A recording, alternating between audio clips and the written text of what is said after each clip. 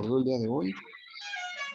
Bueno, probablemente, pues tenemos por ahí el detalle de que nos han hablado muchas veces de lo que son ácidos y las bases, y que los ácidos los iones hidrógeno y las bases los iones oxidrilo, pero pues no, nadie se ha detenido a comentarnos dónde están, dónde las tenemos, si me las llego a comer o nomás aparecen en química, o qué onda con todo eso. Entonces, pues aquí vamos a tratar de contextualizar, es decir, de mostrar dónde nosotros las vemos de manera continua. Entonces, ¿dónde están? Los ácidos y las bases, por ejemplo, tenemos aquí en este caso las toronjas, las mandarinas, las naranjas, los limones. Tenemos aquí una sustancia ácida que es el ácido cítrico. Y aquí tenemos la estructurita del ácido cítrico. De esto está lleno de limón, ¿sí? Entonces, para que no digan, ¿y esas moléculas qué? ¿Para qué me van a servir en la vida o qué? Pues simplemente para que las conozcamos y sepamos qué nos estamos comiendo, ¿sí? Entonces, aquí tenemos otra moleculita, el ácido tartárico, se encuentra en los vinos, ¿sí? Tenemos este otro, el ácido málico, que está en las manzanas. Esta estructurita está en las manzanas de cualquier tipo que nos comamos, ¿sí? Tenemos también el ácido láctico, que está en los productos lácteos, que la leche, todos los derivados de la leche, el requesón, el Filadelfia, no, porque ya nos dijeron que eso es mentira, que eso no es leche. El quesito ranchero, la asadera, el Oaxaca, el Chihuahua, todas sus variantes de lo que nos gusta ahí con las quesadillas. Este es un ácido láctico. Tenemos también este ácido inorgánico, que también finalmente es un ácido, el ácido clorhídrico, que es lo que nos provoca la irritación estomacal cuando no comemos, cuando se aumentan los niveles de ácido clorhídrico por sobreestimulación. Nos empieza a doler el estómago, o incluso hasta lo que le menciona uno, la gastritis. La gastritis no es otra cosa más que una inflamación del sistema gástrico, ¿sí? Tenemos también el causante de esa inflamación, los chilitos en vinagre que nos gustan tanto con las carnitas, pues es el ácido acético. El vinagre, que es el ingrediente clave aquí para que los chilitos queden ricos, pues es esta moleculita, el ácido acético, que también no lo comemos y a lo mejor no nos dábamos cuenta. Tenemos este otro, sí no se come, pero este es el favorito de quienes asean la cocina, ¿sí? Para eliminar ese que le dicen el cochambre. Entonces, pues ahí tenemos ese que le llaman, está en el ámbito comercial, lo teníamos como el príncipe azul o el Easy Off. No es otra cosa más que hidróxido de sodio, ¿sí? Ese hidróxido de sodio, pues va a retirar las grasas, ¿sí? Entonces, es una de las bases que tenemos. Otra de las bases que tenemos, pues es el hidróxido de potasio. ¿Y dónde lo vamos a encontrar? Lo vamos a encontrar en los jabones de tocador, el jabón para la ropa, el shampoo, todo lo que son detergentes, va a estar presente el hidróxido de sodio. Es lo que le va a dar la estructura jabonosa, o que provoque que haga como espumita, que nosotros le decimos, o como le dicen las gentes grandes, las abuelitas, que arda, ¿sí? Que el hecho de arder en el jabón se refiere a que haga mucha espuma, ¿sí? Preguntas hasta aquí con los ácidos y las bases. ¿Sí hemos estado en contacto? Ninguna. A ver, dos personitas. Yo sí tengo una, profe. A ver. ¿Por qué se le llama tartárico? Ese es el nombre, ¿cómo le llaman? Nombre, trivial, sí, que se le dio a este ácido. Si nosotros el más común, o lo que es como más correcto, es el nombre Yupac, ¿sí? Y en el nombre Yupac, si nosotros lo desarmamos, aquí en esta zona que estoy rodeando, tenemos una fracción ácida y del otro lado tenemos otra, ¿sí? Esto es un diácido y tenemos 1, 2, 3, 4 carbonos. En una nomenclatura Yupac, sería un ácido 2,4 dihidroxibutadioico. Entonces, como que se les hizo muy largo. Y tartárico debe de referirse de algún origen de los componentes, ¿sí? Me lo voy a llevar de tarea. Mañana te voy a responder por qué tartárico, porque esa es la base de algún componente. Entonces, deriva esa nomenclatura común o trivial, ¿sí? No es una base como el caso de la UPAC que nos especifica cómo está formada la estructura, ¿sí? Pero me llevo esa del origen de la palabra tartárico, ¿sale? Te la debo. Ah, ok, A gracias. ver, ¿quién es el nombre para mañana? Luego responderte en la primera. Ah, soy Edna Roxana de Órale, Romero Calixto. mañana te comento de dónde surge eso de la palabra tartárico. Y había otra personita, ¿quién más?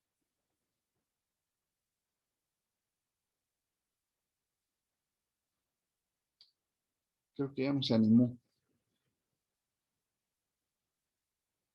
Bueno, entonces, estos son los ácidos y las bases con los que tenemos nosotros contacto en la casa, para que ya no nos digan nomás ácidos y bases, pero ¿en dónde los encontramos? Tenemos entonces ahora, ¿qué características tienen los ácidos y las bases? En el caso de los ácidos, pues en solución acuosa, recuerden que nosotros vimos en las semanas pasadas lo que son las soluciones que va a ser combinar un soluto con, con, con un solvente. En este caso el solvente pues normalmente es el agua, por eso se habla de disoluciones acuosas. Los ácidos van a tener un sabor agrio. Por ejemplo, el agua de limón, cuando no se le pone azúcar, pues es bastante agria, ¿sí? Se hace una pruebita de papel tornasol. Se le agrega al papel tornasol una gotita del ácido y se va a teñir de color rojo, ¿sí? El papel tornasol azul. Van a reaccionar con los metales, normalmente con los metales de los grupos 1 y 2A, y van a hacerlo desprendiendo oxígeno debido a que están disueltos en agua. Tenemos que cuando se agrega una base o reacciona con una base, pues van a neutralizarlas, ¿sí? Y generan iones hidrógeno. En el caso de las bases, en disolución acuosa, pues tienen un sabor amargo, ¿sí? Tiñen de azul el papel tornasol rojo, la inversa del ácido. Tienen un aspecto jabonoso, y neutraliza a los ácidos en una reacción de combinación y van a generar iones hidrógeno. Aquí tenemos las pruebitas, ¿sí? En este caso sería un papel tornasol azul para los ácidos. Cuando se somete a prueba de ácido, pues el ácido lo va a teñir de rojo. Y en el caso de las bases, pues cuando se mete el papel tornasol rojo, se va a teñir de azul. Por eso se le llama tornasol. ¿Preguntas aquí en anterior?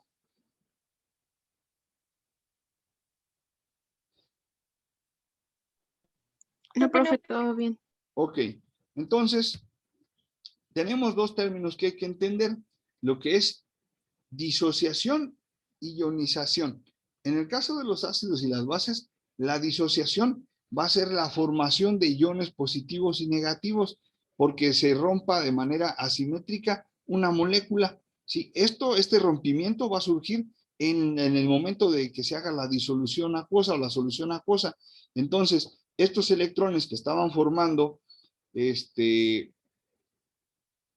va a ser por un enlace covalente polar, ¿sí? Es generado por dos,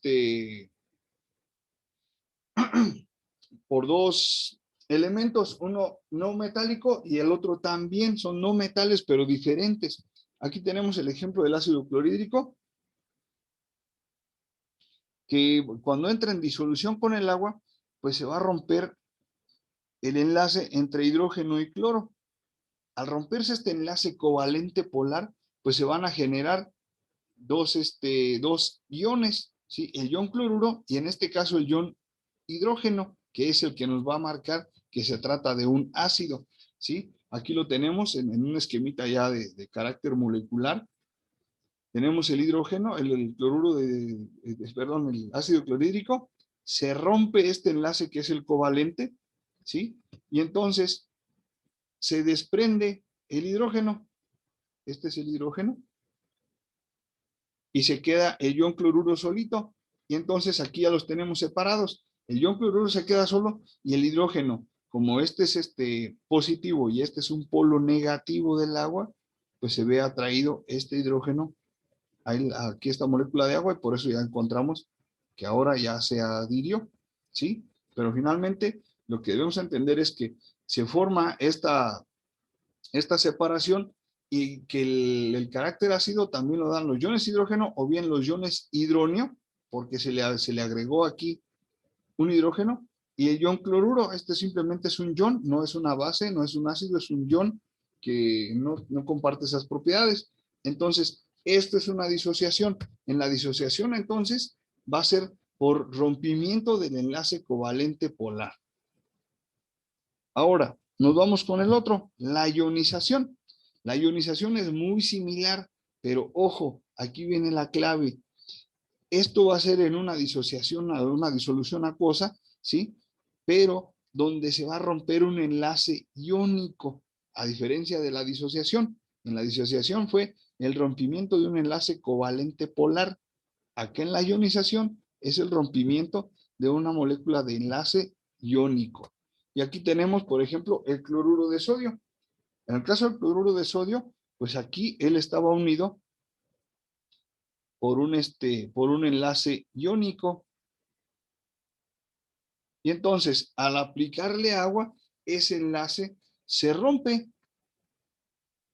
¿Sí? Y al romperse este enlace, pues nos va a generar un par de iones, el ion sodio y el ion cloruro. ¿Sí? Esto es lo que sucede en una ionización. Hasta aquí, preguntas con disociación y ionización.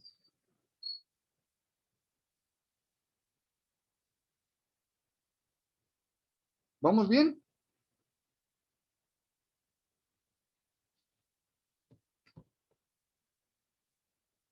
Permítame un segundito. Sale.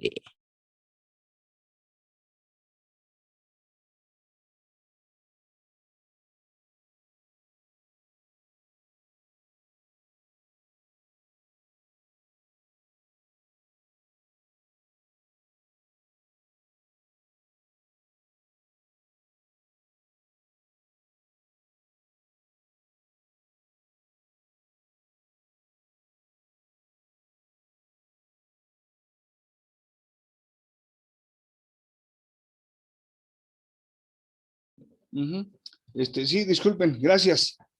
¿Preguntas? ¿Ionización y disociación?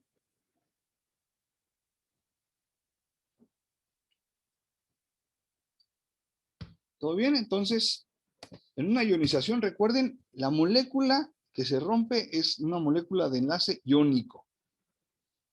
Bien, ahora, ¿qué son los ácidos fuertes y débiles y las bases fuertes y débiles? Bueno, vamos a empezar con los ácidos. Hay que tener claro que los ácidos siempre van a contener hidrógeno y al momento de someterlos a disolución van a producir iones hidrógeno, ¿sí? O bien iones hidronio, pero lo más común es iones hidrógeno.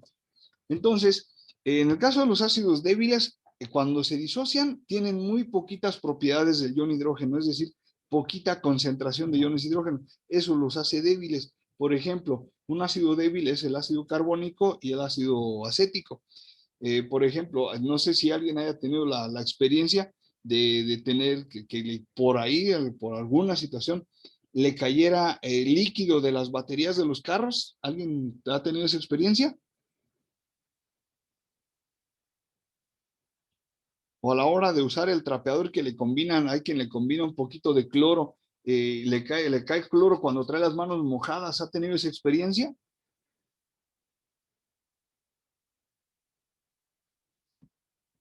Creo que no. Bueno, lo que sucede es que al entrar en contacto con el agua, pues ya se forma lo que es la disolución del ácido, ¿sí? Y esa sensación de calorcito, de que empieza como a quemar, pues ya es la acción que está teniendo el ácido sobre nuestra piel.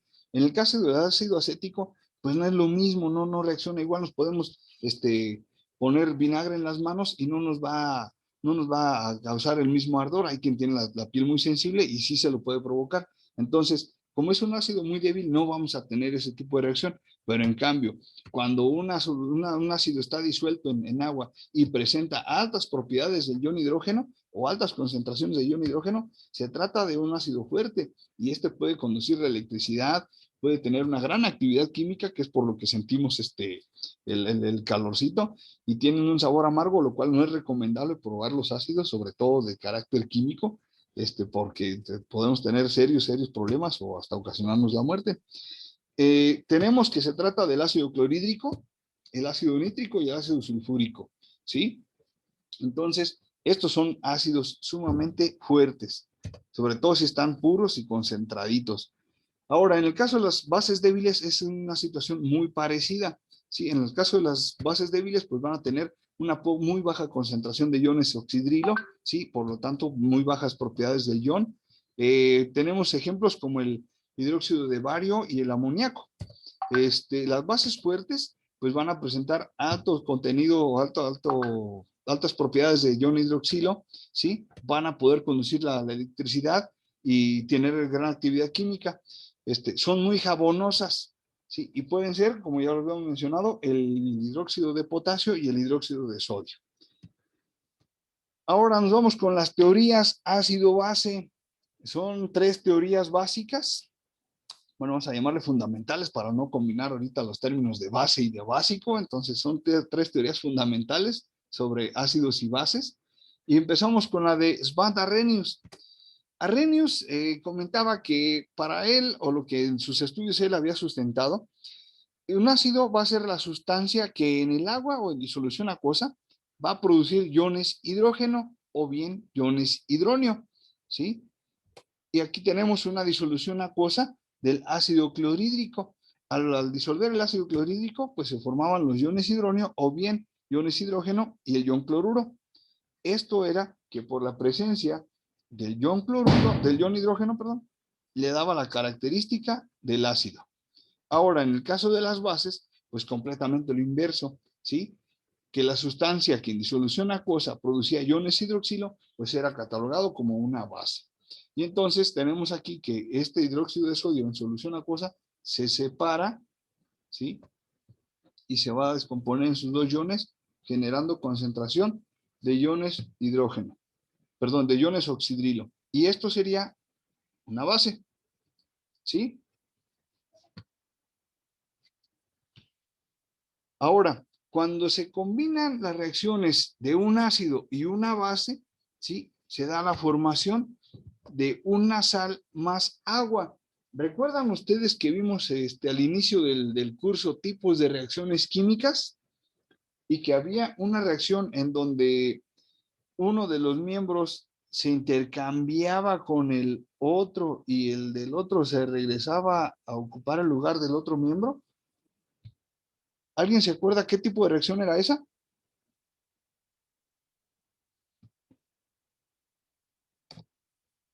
Compartida, ¿no? Algo más o menos sí se compartía la cosa, pero era, era una... Voy a dar la pista, ¿eh? ¿Mande? Voy a dar la pista. Era una doble qué.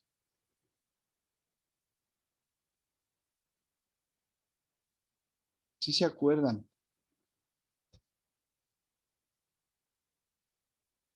¿Doble compartida? No, no, no, no, no. Sustitución ¿Doble doble. sustitución? Ay, ¿cómo? ¿Doble Sustitución doble. sustitución? Ándele, los dos están en lo correcto, muchas gracias. Yo pensé que no habíamos aprendido nada y eso ya me hizo sentir mal, pero qué bueno que no. Así es, se trata de una doble sustitución. Entonces, en este caso, el hidrógeno que se desprende del ácido se va con el oxidrilo formando el agua y el metal sodio se va con el no metal cloruro en la unión de iones y nos va a formar la sal, ¿sí? Entonces, estos son los productos que surgen de una reacción ácido-base, ¿sí? Esto en la teoría de Svante Arrhenius. Ok, ¿alguna pregunta con la teoría de Arrhenius? No. Ok, me paso a la siguiente teoría. Tenemos la teoría de Bronsted-Lowry. En este caso, Bronsted-Lowry establecen que el ácido, ojo, aquí es diferente, aquí no es como los que producen iones de hidrógeno, no. Ojo, ácido va a ser la especie, ya sea un ion o una molécula, que done protones, es decir, hidrógenos. Y la base es la especie que va a aceptar estos protones, ¿sí? Ojo, vamos con el esquemita. Tenemos aquí ácido clorhídrico y agua. En este caso, el ácido va a donar un ion hidrógeno o un protón, ¿sí? Y lo va a aceptar el agua, es decir, este se va a venir para acá. Y entonces, aquí tenemos que quien va a aceptar es la base, es decir, el agua, ¿sí? Aquí ya tenemos que aquí está, bueno, aquí lo vamos a marcar. Aquí se encuentra el hidrógeno que viene de más, ¿sí? Dejándose al ion cloruro solito. Entonces, ojo, ácido está donando el protón. La base lo está aceptando, ¿sí? ¿Está claro este esquema? Sí. Ok, ponemos otro ejemplito. Tenemos aquí una base que el caso del comportamiento básico va a ser el amoníaco y el ácido va a ser el agua. Entonces, en el caso del agua, pues va a donar un hidrógeno y se lo va a donar quien lo va a recibir es el amoníaco. Y ahora el amoníaco se comporta como una base porque es quien recibe, ¿sí? Quien acepta. Entonces, aquí podemos ver que tiene ya un hidrógeno de más, ¿sí? Entonces, chequen, Bronsted y Lowry, ácido dona protones, base acepta protones. ¿Estamos de acuerdo? Sí. Ok, nos vamos con la última teoría antes de que se nos acabe el tiempo, que es la de Gilbert Newton Lewis, pero es más conocido acá en el ámbito comercial del mercado negro. Le dicen teoría de Lewis nada más, pero es el mismo señor. Entonces, tenemos aquí que Lewis estableció que ácido va a ser la sustancia que puede aceptar pares de electrones, ¿sí? Y como le gustan los electrones, le van a decir electrófilo o amigo de los electrones, ¿sí? Y la base va a ser quien los dona. Esta de Lewis es invertida a la anterior, ¿sí? El ácido era quien donaba y la base era quien recibía. Y aquí en la de Lewis, ojo, ácido acepta pares de electrones. Base dona pares de electrones, ¿sí? Como la base no le interesan tanto los electrones, a la base le interesa tener el núcleo cerca. Entonces, por eso cede los electrones, pero para estar cerca del núcleo. ¿Sí? Veamos el ejemplito. Tenemos aquí el amoníaco. Veamos qué va a pasar con ese par de electrones. Y lo vamos a poner frente al trifluoruro de boro. Entonces, este par de electrones se va a mover, ¿sí? hacia la otra sustancia. Entonces, como este par de electrones los están donando, el amoníaco es la base. Y el trifluoruro de boro está recibiendo, entonces él va a ser el ácido. ¿Estamos de acuerdo?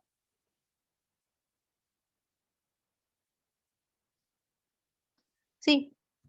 Ok, y entonces se va a formar este compuesto que aquí lo importante es que por ese par de electrones que se están donando, ¿sí? se forma un enlace covalente coordinado. Ese es el enlace covalente coordinado. ¿Por qué coordinado? Primero, covalente, porque está entre dos no metales diferentes. Coordinado, porque es un par de electrones que está designando, en este caso, nitrógeno, de qué lado se van a unir.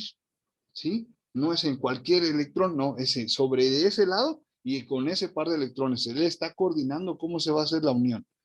¿Preguntas hasta aquí? No. Ok. Entonces, vamos a ver lo que es una neutralización. La neutralización es una reacción ácido-base y se va a presentar en cantidades equivalentes, es decir, más o menos la misma cantidad que haya de ácido va a reaccionar con la de la base. Y esto ya vimos ahorita anteriormente que va a formar una sal más agua. Entonces, por aquí tenemos el ácido clorhídrico y el cloruro de sodio. Al entrar en reacción, van a producir cloruro de sodio y agua, lo que es la sal, ¿sí? Y el agua. Vamos a poner aquí que esta es la sal. Y el agua, lo que es el producto de la reacción de neutralización. Otro ejemplo podría ser el ácido sulfúrico y el hidróxido de potasio. Igualmente se trata de una reacción ¿de qué tipo?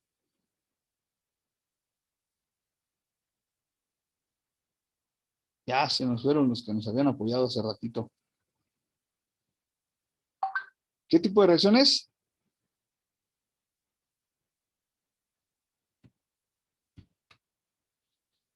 Ya se nos fueron. Es una sustitución doble en ambos casos, ¿sí? ¿Por qué? Porque hidrógeno está sustituyendo a potasio, potasio está sustituyendo a hidrógeno y viceversa acá. Sodio está sustituyendo a hidrógeno, hidrógeno sustituye a potasio, ¿sí? Y entonces en ambos casos los productos o las nuevas sustancias se trata de sustancias neutras, y ahí deriva que sea una reacción de neutralización. ¿Alguna pregunta hasta aquí?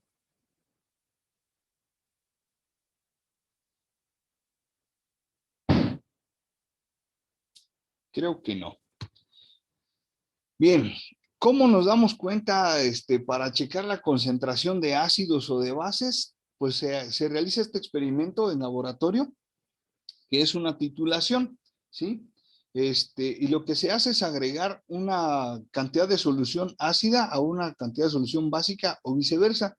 Los instrumentos que aquí se ocupan van a ser un soporte universal, ¿sí?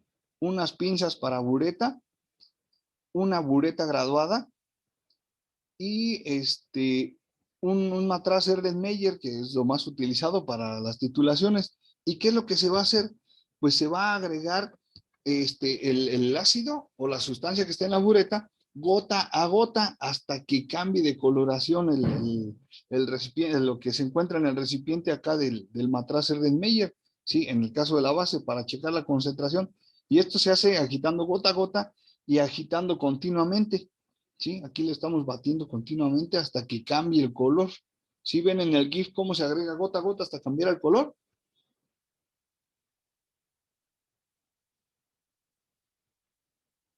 Sí. Ok, eso es una titulación, ¿sí? Y en estas cosas a veces se avienta uno hasta unas 3 horas ahí haciendo el experimentito. Bueno, entonces hasta aquí tenemos lo que es la titulación. Ahora, las escalas de acidez y basicidad, ¿qué son? Pues estas nos van a permitir medir en cantidad qué tan ácido es o qué tan básico es o qué tan alcalino es. Alcalino y básico es lo mismo, ¿sí? Entonces, para ello tenemos una escala de pH y de pOH. ¿Esto cómo se va a utilizar o cómo es que se maneja? Pues esto se saca en relación a la concentración de los iones hidrógeno y que se define como el logaritmo decimal del inverso de la concentración de iones hidrógeno. Esto en moles por litro. ¿Se acuerdan qué unidades manejábamos para la molaridad?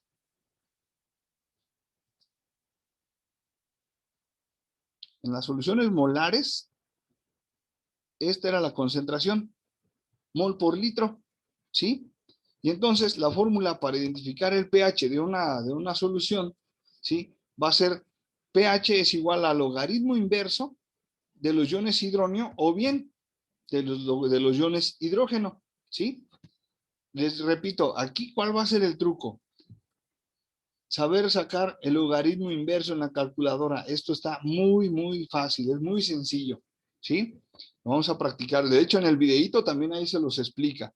Y en el caso del pOH es exactamente lo mismo, pero ahora para el caso de los iones oxidrilo, ¿sí? Y tenemos que va a ser pOH es igual al logaritmo inverso de los iones oxidrilo. Con eso vamos nosotros a calcular el pH o el pOH, ¿sí? Ya el día de mañana abordaremos los problemitas. El significado de las fórmulas, pues aquí lo tenemos, ¿sí? pKW es la constante de ionización, que su valor es de 14. Entonces, como 14 es el valor de pKW, tendremos que pOH y pOH va a ser igual a 14, ¿sí? A partir de esto vamos a calcular nosotros algunos valores. Y tenemos que pOH es el potencial de iones oxidrilo, pH potencial de iones hidrógeno, menos log es logaritmo inverso los corchetes con OH va a ser concentración de iones oxidrilo, concentración de iones hidrógeno y concentración de iones hidróneo. Esos son los significados de las fórmulas. Y para darnos idea más o menos de cómo está la cuestión en cuanto a al pH, pues tenemos que la escala de pH va del 0 al 14. Más acercado al 0 va a ser más ácido, más acercado al 14 va a ser alcalino o básico.